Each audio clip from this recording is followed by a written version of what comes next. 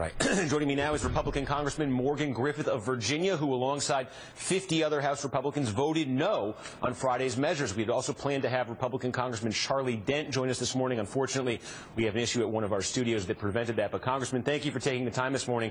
Really appreciate it. So let me just start with that question. We just talked to Manu Rajo. He said his expectation reporting on this is that John Boehner at some point this week will put on the floor of the House that so-called clean bill, a full year of funding for DHS, no language about immigration attached to it at all. Is that your expectation of what he's going to try to do this week? Well, that's not my expectation of what Speaker Boehner is going to try to do. The issue is really not Speaker Boehner. The issue is the president's illegal conduct in regard to the DHS budget, where he wants to take money from one pot and put it into another pot and fund his illegal amnesty plan that he put forward. The focus ought to be on the Senate, where they won't agree to a conference, apparently. Harry Reid said he won't agree to a conference, and where they have a rule, the modern filibuster cloture rule, where they have indicated in that rule that they don't care about the principles of democracy upon which this republic is founded. Let me explain. What you've got is a situation where a minority, 40 members, of a House of 100 can block any legislation that they want to. That is not what the Founding Fathers intended. Now, if they want to go down in the well and argue for hour after hour after hour, I've got no problem with that. But what they're doing now is they can put a hold on it or stop a bill from even being debated by simply objecting to it. That was never the plan. It reminds me of Calhoun's theory of the tyranny of the majority in his defense of slavery in that regard. This is outrageous. The focus ought to be on the Senate. Mitch McConnell ought to use the nuclear option. And before your listeners, yeah, you say that now that the Republicans are in control. I actually was public about this in 2012 when the Democrats were in control and said that they ought to do it. Even though they would pass legislation that I wouldn't like, that's the way our republic is supposed to work, with democratic principles, and not having 40 members of the Senate blocking legislation that went through the House. We sent them a bill that funds DHS. We sent them a bill that also takes away power from the president to fund his executive order. Have that debate first. They weren't willing to do it. They used this modern cloture rule to obstruct that. So now we want to do is have a conference, which is what we're supposed to do. So I understand, Congressman, your frustration with the Senate. I understand what you're looking for out of this. We still have the reality, though, that the clock once again is ticking. We're into a week now before the shutdown. And so the question is, if that bill that did pass the Senate, you passed one in the House, the Senate passed one as well. The one that passed the Senate would provide for a full year of funding for the DHS. It would have none of the immigration language that you're looking for. There is a call, and one of your congressmen, a fellow congressman who also voted no last week, Mo Brooks, said on our show yesterday he would like Speaker John Boehner to at least give members the option of voting yes or no on that Senate bill. Do you agree with that? Do you want that Senate bill to have an up or down vote in the House? I don't agree with that, because what we're doing is we're bidding against ourselves in a parliamentary procedure debate. What we need is to go to conference. That's what the Founding Fathers intended. Jefferson lays that out in Jefferson's Manual of Parliamentary Procedure. It's supposed to go to conference.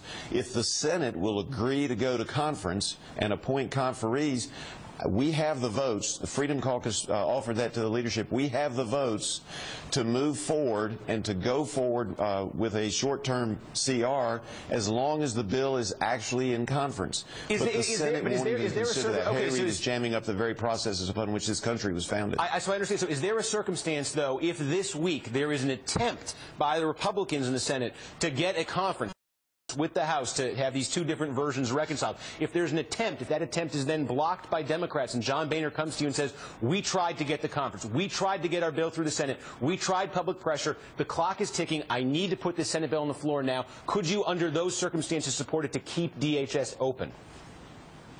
I think what we need to do is to focus on Mitch McConnell and the fact that they need to use the nuclear option and let the democratic principles this country was founded on go forward.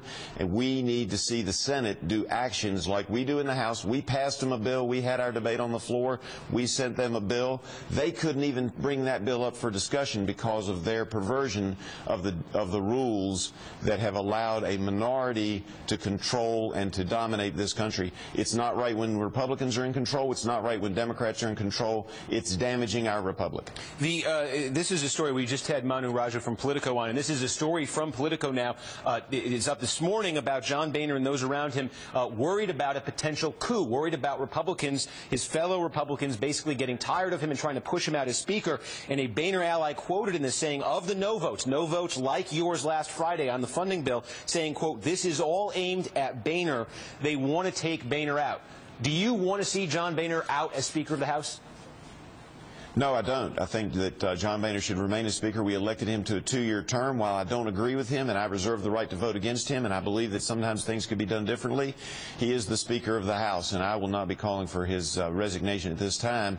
But I will tell you that, we have to move forward, but we need to be focused on the illegal acts of the President. We need to focus on the Senate not following Republican principles or Democratic principles in our republic. That's where the focus ought to be.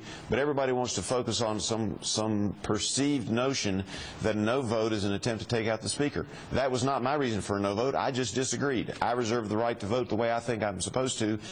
Defense of our United States Constitution. And I respect that, and I don't mean to parse this too finely. You did say, though, at this time, and I just want to ask for clarity's sake here, you've made clear what you're looking for in this showdown this week. If the House Speaker goes in a different direction, if John Boehner goes in a different direction and puts that Senate bill on the floor of the House, the Democrats all vote for it, and it gets through, do you then change your assessment of his status as Speaker?